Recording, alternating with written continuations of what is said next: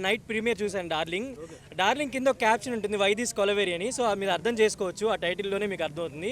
కొంచెం మూవీ బాగుందని అనిపిస్తుంది, ఒక్కొక్కసారి ఏంటి ఇలా ఉంది అని అనిపిస్తుంది అనమాట. బట్ ఓవరాల్గా మూవీ చూసుకుంటే కొత్తగా ట్రై చేశారని అనిపిస్తుంది. నభా నటేష్ గారు ఒక 7 క్యారెక్టర్స్ తనలో స్ప్లిట్ పర్సనాలిటీస్ ఉంటాయన్నమాట. ఆ స్ప్లిట్ పర్సనాలిటీస్కి ఒక్కొక్క స్టోరీ ఉంటుంది.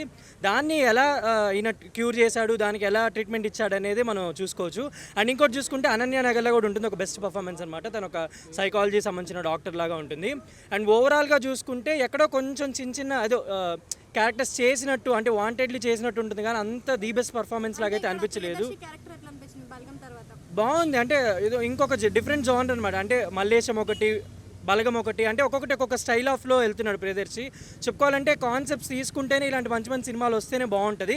బట్ ప్రొడక్షన్ వాల్యూస్ అన్నీ బాగున్నాయి. ఒక తమిళ నుంచి వచ్చి తెలుగులో తీసిన డైరెక్టర్గా చూసుకుంటే కొంచెం పర్లేదు, ఓకే, బాగానే మేనేజ్ చేశాడు. అన్ని క్రాఫ్ట్స్ కూడా ఆయన హ్యాపీగానే హ్యాండిల్ చేశాడు. ప్రొడక్షన్ కూడా హనుమాన్ ప్రొడక్షన్ వాళ్ళు చాలా బాగా చేశారు.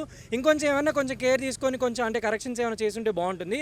బట్ 2 hours 50 minutes అనేది రన్ టైం, మరి అది ఎంతవరకు బాగుంటుంది అనేది చెప్పలేము. బట్ అయితే మూవీ అయితే చూడొచ్చు, ఎందుకంటే తెలుగు ఆడియన్స్కి ఒకటే కైండ్ ఆఫ్ జానర్స్ కాకుండా ఇలాంటివి కూడా చూస్తే, అంటే మనకి తమిళ్లో అపరిచితుడు సినిమా ఎలా అయితే ఉంటుందో ఇక్కడ తెలుగులో ఇప్పుడు నభా నటేష్ గారు సేమ్ అలానే స్ప్లిట్ పర్సనాలిటీస్తో చేసిందనమాట. బట్ ఓవరాల్ అయితే మూవీ చూడొచ్చు.